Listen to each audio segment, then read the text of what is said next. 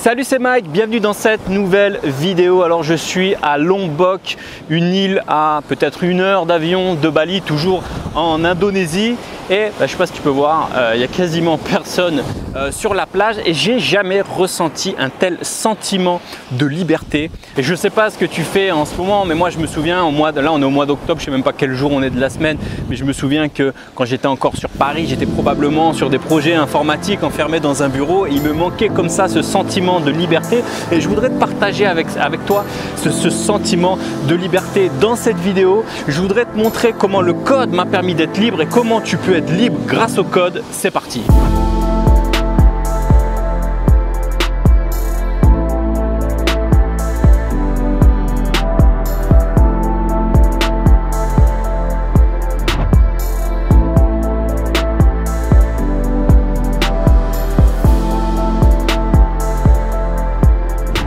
Alors juste avant de commencer, si tu ne me connais pas, moi je m'appelle Mike, je suis freelance, je suis codeur, je suis freelance digital nomade, donc n'hésite pas à t'abonner à la chaîne et à activer la petite cloche de notification. Alors la première chose que je voudrais dire, c'est qu'il y a plusieurs niveaux de liberté selon moi. Je pense que le premier niveau de liberté, c'est le niveau que sûrement tu dois connaître, que tout le monde connaît, c'est le niveau de liberté physique. Je veux dire, à l'heure actuelle, je ne sais pas si tu es en prison, mais je ne pense pas, si tu suis cette vidéo, tu n'es probablement pas en prison. Et je pense que le premier niveau de liberté, c'est le niveau de liberté physique, le fait de pouvoir bouger, le fait de pouvoir te déplacer, tu n'es pas enfermé physiquement. Ça, c'est le premier niveau. Je pense que la plupart des gens qui ne sont pas dans un pays, on va dire, dictatorial, on a comme ça ce premier niveau de liberté. Mais en plus de la liberté physique, comme ça, de pouvoir te déplacer, si tu as un passeport européen, faut bien que tu comprennes que tu fais partie des chanceux. Je veux dire, moi je parle avec des Indonésiens ici, ils rêvent d'avoir notre passeport français, de pouvoir voyager partout dans le monde. Je veux dire, si je suis là aujourd'hui, c'est probablement grâce à ce passeport français que beaucoup de personnes n'ont pas. Je veux dire, il y a des personnes qui me suivent sur ma chaîne, ces personnes qui viennent du Maghreb, d'Afrique, etc. Je pense que si tu leur poses la question, d'ailleurs s'ils me suivent, ils peuvent mettre des commentaires en dessous. Je pense que si on leur pose la question à propos de leur passeport, ils vont se rendre compte que c'est quelque chose d'hyper important de pouvoir bouger, cette liberté géographique, de pouvoir bouger. Et je pense qu'en tant que Français, parfois, on ne s'en rend pas vraiment compte de la chance qu'on a d'avoir un tel passeport et beaucoup de personnes en fait n'en profitent pas tout simplement et c'est vraiment dommage. Je pense qu'on se rend vraiment compte des choses le jour où on les perd. Il suffit de voir par rapport au couvre-feu en ce moment pour comprendre que dès qu'on nous enlève la liberté de pouvoir sortir, de pouvoir bouger, on se rend compte de à quel point c'était important. Et je pense que si un jour on t'enlève, on te dit ton passeport, il ne te permet plus de voyager partout dans le monde, tu vas te rendre compte de la valeur que c'est d'avoir un passeport aussi puissant. Et si je te dis, voilà, à partir de la semaine prochaine, tu peux voyager uniquement en Espagne et en Allemagne, je pense que cela va être un peu compliqué pour toi. Tu vas te rendre compte que ton passeport finalement c'est quelque chose de très utile. Le deuxième niveau de liberté pour moi, c'est la liberté psychologique, la liberté mentale. Alors si je te pose la question, est-ce que tu es libre mentalement? Je pense que la plupart des gens vont me dire je suis libre de penser ce que je veux, je suis libre de faire ce que je veux, de penser comme j'ai envie de penser. Ça c'est ce qu'on croit, mais finalement peu de personnes sont libres psychologiquement de faire ce dont elles ont envie de faire. Être libre, à mon avis, psychologiquement, c'est en avoir rien à foutre, excuse-moi du terme, de la pression sociale. Tu sais, la pression sociale, la pression familiale, la pression religieuse aussi peut-être. Tu sais, on est là dans un environnement et on a envie de faire comme tout le monde et on n'a pas envie d'être le mouton noir qui ne fait pas comme tout le monde. Et ça, c'est très dur de résister à cette pression. Je veux dire, si tes parents, si ta famille veut que tu sois médecin, etc. et que toi tu dis non, j'en ai rien à foutre de ça, j'ai envie de créer une ferme d'élevage bio et partir au fin fond de la Roumanie rurale, eh bien c'est difficile parfois pour certaines personnes. Moi je sais que pendant longtemps j'ai voulu voyager, j'ai voulu partir comme ça à l'autre bout du monde et j'avais un peu cette pression sociale, le fait qu'on se dise mais attends, de partir comme ça c'est pas réservé aux gens sérieux, c'est pas réservé aux gens qui ont fait des études. Moi je voulais être quelqu'un de sérieux et quand tu dis aux gens que tu veux être quelqu'un de sérieux et que tu dis non mais moi je veux voyager, je veux être nomade, on se dit mais c'est quoi, tu comprends pas parce que tu as l'impression en fait de partir en couille en quelque sorte, tu as l'impression d'être quoi, un vagabond, d'être un backpackers comme ça qui profitent des pays à bas coût tout en profitant du système social, du RSA, etc. Alors je pars peut-être un peu loin dans la caricature, mais c'est un peu ça en fait finalement l'image qu'on veut te montrer de la société. C'est que tu as les gens bien qui travaillent, qui ont un salaire, qui sont salariés, etc. Et puis à l'autre côté, tu as un peu les vagabonds, les hors-système, etc. Et moi quand j'ai voulu partir, je me suis pas mis dans cette case-là. Moi je veux dire, je suis pas un vagabond, je suis pas hors-système ou quoi, tu vois. J'ai juste envie de voyager. Et c'est dur de résister à cette pression sociale. Donc ça c'est le deuxième niveau de liberté, c'est la liberté mentale, la liberté psychologique. Le troisième type de liberté, c'est la liberté financière. Je veux dire, si tu es libre psychologiquement, physiquement, etc. et que tu n'as pas d'argent, je veux dire, ça ne sert à rien parce que tu ne pourras pas bouger, tu ne pourras pas faire grand-chose, tu ne pourras pas vraiment profiter de ta liberté. Et moi, je ne comprends pas en fait en France ce tabou à propos de l'argent.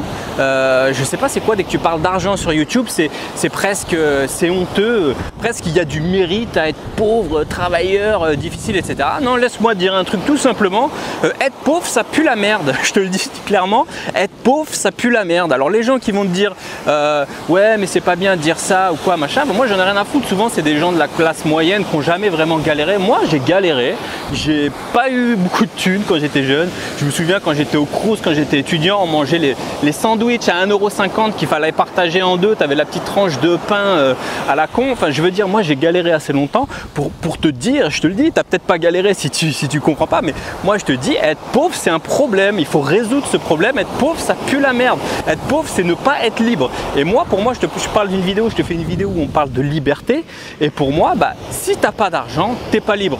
Donc ça n'a rien à voir avec l'avidité, le fait de vouloir toujours plus d'argent, mais si t'as pas d'argent t'es pas libre, et si t'es pas libre c'est pas cool. Et moi c'est comme ça que je fonctionne, c'est argent égale liberté, et si j'ai pas d'argent je suis pas libre, et je suis pas content. Donc je suis désolé pour toutes les personnes qui disent ouais Mike il pense à l'argent ou quoi, j'en ai rien à foutre, parce que pour moi l'argent c'est juste un outil qui me permet d'être libre. Je veux dire, sans argent, tu viens pas ici. Sans argent, tu n'es pas capable de voyager à travers le monde, etc. Donc pour moi, l'argent, je le répète, ne pas avoir d'argent, c'est un problème qu'il faut résoudre rapidement. Alors maintenant que je t'ai montré les trois types de liberté qui sont importantes selon moi, ces trois types de liberté, je voudrais te montrer comment, grâce au code, tu peux devenir libre sur ces différents aspects. Alors concernant la liberté physique grâce au code, tu vas me dire oui, tu le répètes depuis longtemps que grâce au code tu peux voyager n'importe où, etc. Mais c'est pas quelque chose qui est venu naturellement. Je veux dire, moi à la base je me suis dit, à la base quand je me suis lancé comme tout le monde, j'étais j'ai fait mes études et puis je me suis lancé comme tout le monde en tant que salarié en CDI. Et pour moi un développeur c'était forcément quelqu'un qui part au bureau tous les jours et qui fait son travail. Pour moi à la base il n'y avait pas forcément ce côté automatique où maintenant c'est vrai que j'en parle souvent et ça paraît presque logique qu'en tant que développeur tu as juste besoin d'une connexion internet, tu as juste besoin d'un ordinateur pour travailler.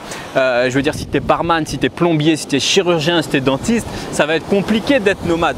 Mais en tant que développeur, je veux dire, on a cette chance là. Moi j'ai mis du temps à le comprendre, c'était pas inné, c'était pas logique, mais maintenant je le comprends hyper bien.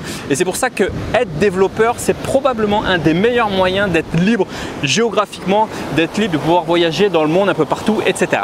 Et pour moi d'ailleurs ça va au-delà de ça. Maintenant c'est une philosophie, je veux dire, tout mon business passe par le filtre liberté géographique, par le filtre nomade. Je veux dire, pendant longtemps j'ai fait du e-commerce.